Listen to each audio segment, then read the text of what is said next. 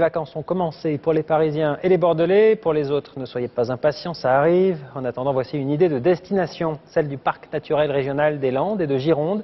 C'est un des plus anciens de France, superficie 270 000 hectares. Reportage David Bazier, Philippe Dumail. De l'océan au cœur de la forêt landaise, le parc régional des Landes de Gascogne est un immense morceau de nature. 262 000 hectares à traverser. Le voyage débute au parc ornithologique du Tech, au fond du bassin d'Arcachon, où l'on observe toutes sortes d'oiseaux. Une petite rivière s'y jette, c'est la Leyre. En la remontant, on arriverait au fin fond des Landes de Gascogne. C'est une petite rivière qui va couler au milieu du plateau landais, qui va drainer le plateau landais, qui va couler surtout sous une voûte de végétation. On appelle ça la forêt-galerie. Les gens évoquent les forêts primaires d'Amérique du Sud parce que c'est une végétation très exubérante. Pour la suite du périple, prendre le vieux train à Sabre, dans la Haute-Lande. Le tortillard vous mène à l'écomusée de Marquez, la vie reconstituée d'un village landais au 19e siècle.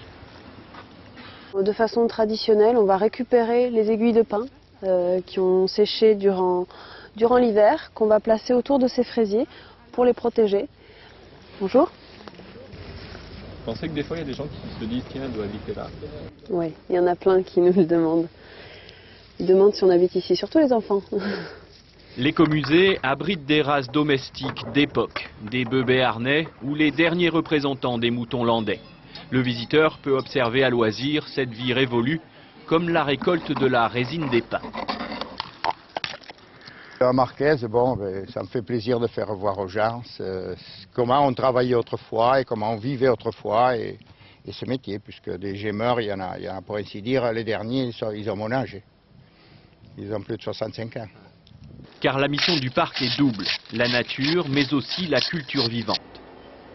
Il ne s'agit pas de conserver pour conserver, mais on conserve parce que on estime que ces espaces, ces objets, ces animaux aussi, ont un sens par rapport à aujourd'hui.